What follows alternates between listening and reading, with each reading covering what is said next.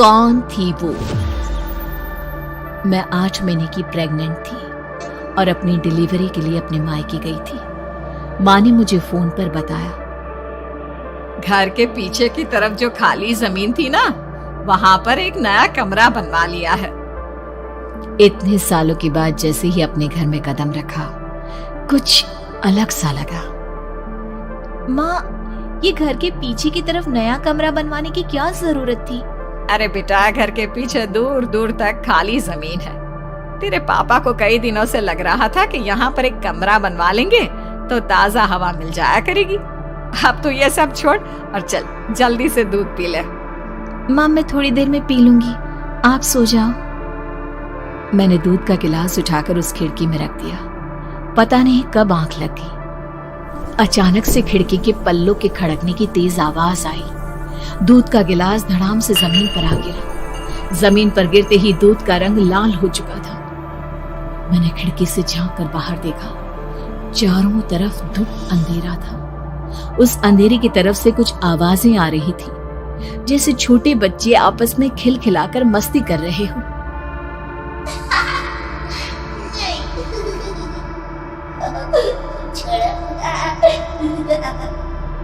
इतनी रात को इतने घनघोर अंधेरे में बच्चों की आवाज कैसे आ रही है? घड़ी में वक्त देखा तो ठीक 12 बजे थे। देखकर मैं सन्न रह गई। बुरी आत्माओं और भूतों की कई कहानियां मैं सुन चुकी थी। वक्त भी कुछ ऐसा ही था। ऊपर से मैं प्रेग्नेंट। सुना था कि ऐसे वक्त में अक्सर बुरी आत्माएं औरतों का पीछा करती है, तो क्या मेरे पीछे भी? पसीने से तरबतर बड़ी मुश्किल से, जैसे कांपते हाथों से मैंने उस खिड़की को बंद किया। जल्दी से जल्दी उस कमरे से बाहर निकलकर माँ के पास जाने के बारे में सोचा, लेकिन जैसे ही दरवाजे की तरफ पलटी, लगा कोई साया हवा की स्पीड से दरवाजे के सामने से गुजर गया। मेरे गले में अटक कर रह गई। मैं जोर से चीख कर माँ को बुलाना चाहती थी, लेकिन वो आवाज खुद मेरे कानों तक नहीं पहुंच पा रही थी। तो माँ तक कैसे पहुंचती? खिड़की के पल्ले एक बार फिर तेज हवा के झोंके से धड़ाम करके खुल गया और पूरी ताकत से मैं चीख पड़ी। जानती थी मेरी चीख की आवाज सुनकर कुछ ही सेकंड में माँ वहां पहुंच जाएगी, लेकिन ऐसा कुछ हुआ ही नहीं। मेरा कलेजा डर के मारे फटा जा रहा था। आखिर माँ ने मेरी आवाज क्यों नहीं सुनी? इतनी गहरी नींद में तो माँ कभी नहीं सोती।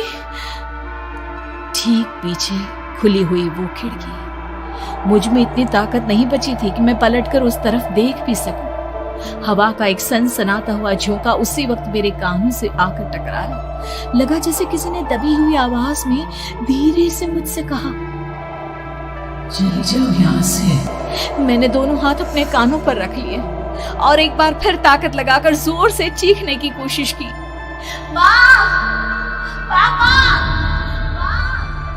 मेरी आवाज उस कमरे की दीवारों से टकराकर वापस मुझे ही सुनाई दे रही थी। जितनी ताकत के साथ मैंने चीखने की कोशिश की थी, कुछ ही देर बाद उससे कहीं ज्यादा तेज और दर्दनाक चीख मुझे सुनाई देने लगी। ये आवाज ठीक मेरे पीछे खिड़की से आ रही थी। वो आवाज मेरे कानों में पिघलते हुए लोहे की तरह गिर रही थी। उन आवाजों में हैवानियत थी। वो आवाजें किसी इंसान की नहीं है, इतना मैं समझ चुकी थी। कांप रहे हाथों से मैंने अंधेरे में कुछ ढूंढने की कोशिश की। तभी अचानक मेरा हाथ बेड पर रखी टॉर्च पर पड़ा। किसी तरह ताकत लगाकर टॉर्च का बटन ऑन किया, लेकिन ये क्या? सामने दरवाजे पर 3 छोटी लड़कियां खड़ी हुई थी। उनके हाथ में स्टील के चमचमाते हुए चाकू थे। मैं घबराकर लड़खड़ाई और पीछे की तरफ हटी, लेकिन तब तक वो मेरे पास आ चुकी थी। उनकी गर्दन टेढ़ी थी और उनके हाथों के वो चाकू मेरे पेट को निशाना बनाने को तैयार। मैं जोर से चीखी, नहीं, छोड़ दो मेरे बच्चे को, मत मारो, मत मारो, छोड़ दो मेरे बच्चे को। सोनाली, क्या हुआ बेटा? तू इतनी डरी हुई क्यों है? उठ बेटा, क्या हुआ? हड़बड़ाकर मैंने अपनी आंखें खोली। देखा तो दिन निकल आया था। माँ मुझे जगा रही थी। मेरा चेहरा पूरा पसीने से लथपथ था। क्या हुआ बेटा, तुमने कोई बुरा सपना देखा क्या? मैं अभी तक अपने पूरे होश में नहीं थी।